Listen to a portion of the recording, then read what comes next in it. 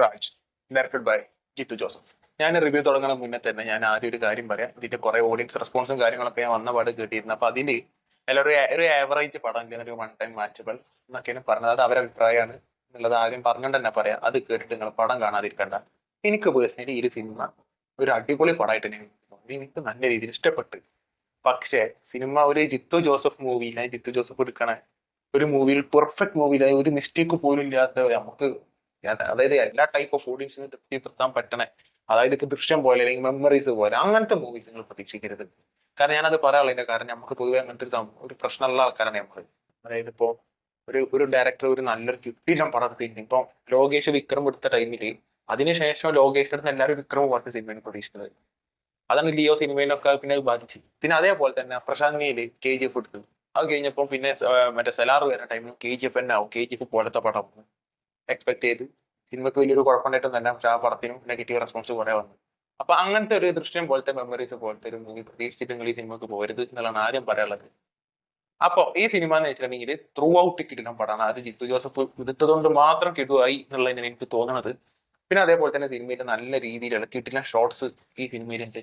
അതേപോലത്തെ ഓർത്ത് വെക്കാൻ പറ്റിയ സീൻസ് ഉണ്ട്. പക്ഷെ അപ്പോഴൊക്കെ ഈ പറയുമ്പോഴും നിങ്ങൾ ഓവർ ഹൈപ്പ് ആവരുത്.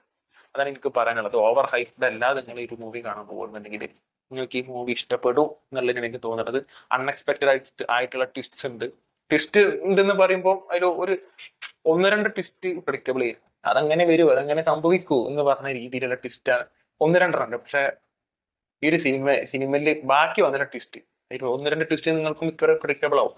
പക്ഷെ അതാണ് മാറ്റി നിർത്തിയിട്ടുണ്ടെങ്കിൽ ഇതിൽ പിന്നെ ഉള്ളതൊരു മെയിൻ ട്വിസ്റ്റ് എന്ന് പറഞ്ഞ ഒരു 2-3 ട്വിസ്റ്റ് ഉണ്ട്. അത് തീരെ പ്രഡിക്റ്റബിൾ ഇല്ലായിരുന്നു. പിന്നെ ഈ ഒരു സിനിമന്റെ അവസാനത്തെ കുറച്ചൊരു ടൈം ഉണ്ട്, അതായത് തീരെ പ്രഡിക്റ്റബിൾ അല്ലാത്ത രീതിയിൽ അത് അന്യായമായിട്ട് എനിക്ക് തോന്നിയ ഒരു ടൈമാണ് ദി ലാസ്റ്റ് 20 to 25 മിനിറ്റ്സ് എന്ന് പറയുന്നത്. ചീട്ടിലും സാധനം ഇതാണ്. ഇങ്ങനെ വേണം പടം എടുക്കാൻ. അത് പണി അറിയണവന് എഴുതി കഴിഞ്ഞാൽ എന്തിപ്പോ ഒരു പണി അറിയാത്ത ഒരാളെ എഴുതുന്നുണ്ടെങ്കിൽ മനസ്സിലായില്ല. അപ്പൊ ആ ഒരു ഡിഫറൻസ് നമുക്ക് ഈ സിനിമയിൽ ത്രൂ ഔട്ട് കാണാൻ പറ്റുന്നുണ്ട് എന്നുള്ളത് മാത്രമല്ല, നല്ല രീതിയിലുള്ള ഒരു തിയേറ്റർ എക്സ്പീരിയൻസും ആ ഒരു ടൈമിൽ കിട്ടി.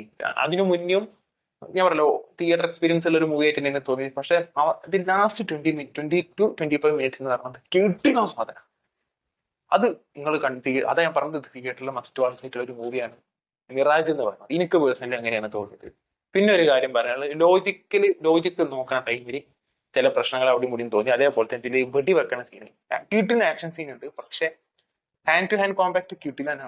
പ്രത്യേകിച്ച് ഒരു ഫോറസ്റ്റിന്റെ ഉള്ളിൽ നിന്നുള്ള ആസിഫ് അലിന്റെ ഒരു ആക്ഷൻ ഉണ്ട്. അതിലേക്ക് ഞാൻ വരാം, ആസിഫ് അലി പെർഫോമൻസിലേക്ക് ഞാൻ വരാം. പക്ഷെ ആക്ഷൻ ആസിഫിന്റെ ഡ്യൂപ്പില്ലാതെ ചെയ്ത് വെച്ച കുറച്ച് 2-3 സാധനങ്ങളുണ്ട്, ക്യൂട്ടിലുള്ള സാധനങ്ങൾ. പിന്നെ അതേപോലെ തന്നെ ഇതിന്റെ പെർഫോമൻസിന്റെ കാര്യത്തിൽ അപർണ കുറെ ആൾക്കാർക്ക് ഇഷ്ടമായിട്ടില്ല, അഭിനയം അറിയില്ല എന്നൊക്കെ പറഞ്ഞു. എനിക്കറിയില്ല. അപർണ ശരിക്കും പറഞ്ഞാൽ കിട്ടുന്ന ആക്ട്രസ് ആണ്. ഈ ആൾക്കാർക്ക് എന്താ ഈ പ്രശ്നം വരാനുള്ള കാരണം എന്നുള്ളത് എനിക്കറിയില്ല. അപർണക്ക് അന്ന് മറ്റേ അവാർഡ് കിട്ടിയ ആൾക്കാർക്ക് കുറെ ആൾക്കാർ കണ്ടെടുത്താൽ കണ്ടില്ല എന്ത് സംഭവം. അവാർഡ് പണിയെടുത്ത് കിട്ടിയല്ലേ, നിങ്ങൾ ആരും വീട്ടിൽ നിന്ന് കൊണ്ടുവന്ന് കൊടുത്തതല്ല. അപ്പൊ അങ്ങനത്തെ പ്രശ്നം വേണ്ട. അപ്പൊ ഞാൻ പറഞ്ഞു വന്നതെന്ന് വെച്ചാൽ, ഞാൻ പറഞ്ഞത് നൈസായിട്ട് സിനിമയിൽ അഭിനയിച്ചിട്ടുണ്ട്, കിട്ടിനായിട്ട് ചെയ്തിട്ടുണ്ട്. ഇനി ഇതല്ലാതെ പിന്നെ എങ്ങനെയാന്നുള്ളൊരു ചോദ്യം വരും. കാരണം ഇത് കുറെ ആൾക്കാർ പറഞ്ഞു അപർണന്റെ അഭിനയം ഇപ്പൊ എന്താണ് ആ സിറ്റുവേഷനിൽ കാട്ടൊക്കെ ചാടി കളിക്കും. അപ്പൊ അത് പോട്ടെ. പിന്നെ ആസിഫ് അലിനെ അറിയാലോ, ക്യൂട്ടിന്റെ ആക്ടറാണ്. ഞാൻ പറഞ്ഞു വന്നത്, ഈ ഫോറസ്റ്റിൽ നിന്നുള്ള ഒരു ഫൈറ്റ് ഉണ്ട്. പക്ഷെ ഇതിന്റെ പ്രശ്നം ഈ ഗൺ ഫൈറ്റ് ഉണ്ടല്ലോ, ഈ ഫയർ ചെയ്യൂടെ ഗണ്ണായിട്ട് നല്ല രീതിയിൽ ലീക്ക് ചെയ്യുന്നുണ്ട്. അത് വെടി വെക്കുമ്പോൾ ഭയങ്കര ഒരു ആർട്ടിഫിഷ്യൽ സീനാണ്, ആർട്ടിഫിഷ്യൽ ആയിട്ടാണ് എനിക്ക് പേഴ്സണലി തോന്നുന്നത്. കാരണം ആർട്ടിഫിഷ്യൽ ശരിക്കും വെട്ടിക്കണം എന്നല്ല ഞാൻ പറഞ്ഞത്. പക്ഷെ നമുക്ക് കാണുമ്പോൾ അങ്ങനെ തോന്നരുതല്ലോ.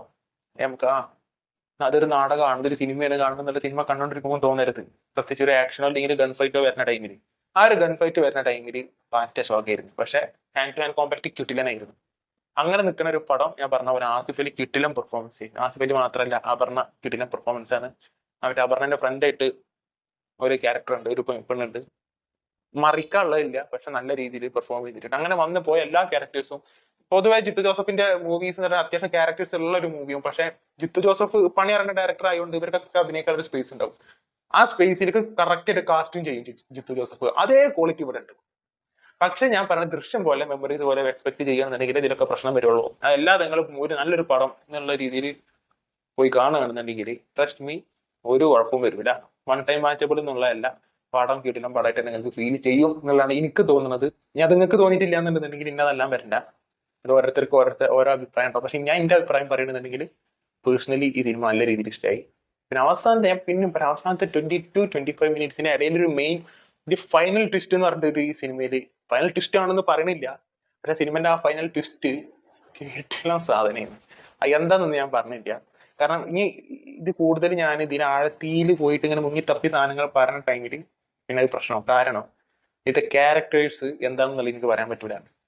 അത് പറഞ്ഞിട്ടുണ്ടെങ്കിൽ ഇതിന്റെ അത് പോകും, അതിന് ചൂട് പോകും. അപ്പൊ അതുകൊണ്ടാണ് ഞാൻ പറഞ്ഞത് ഇനി കുറെ സ്പോയിലറും കാര്യങ്ങളൊക്കെ വരുന്ന മുന്നേ തന്നെ ഇത് തിയേറ്ററിൽ പോയിട്ട് കണ്ടിരിക്കാൻ വേണ്ടി ശ്രമിക്കുക എന്നുള്ളതന്നെയാണ് എനിക്ക് തോന്നുന്നത്. നിങ്ങൾ കാണണം എന്നുള്ളതിനാണ് എന്റെ ആഗ്രഹം. നിങ്ങൾ തീരുമാനിക്കാം. അപ്പൊ നിങ്ങൾ ഈ മിറാജ് എന്ന് പറഞ്ഞ സിനിമ കണ്ടിട്ടുള്ളവരാണെന്നുണ്ടെങ്കിൽ താഴെ കമന്റ് ബോക്സിൽ പങ്കുവെക്കുക.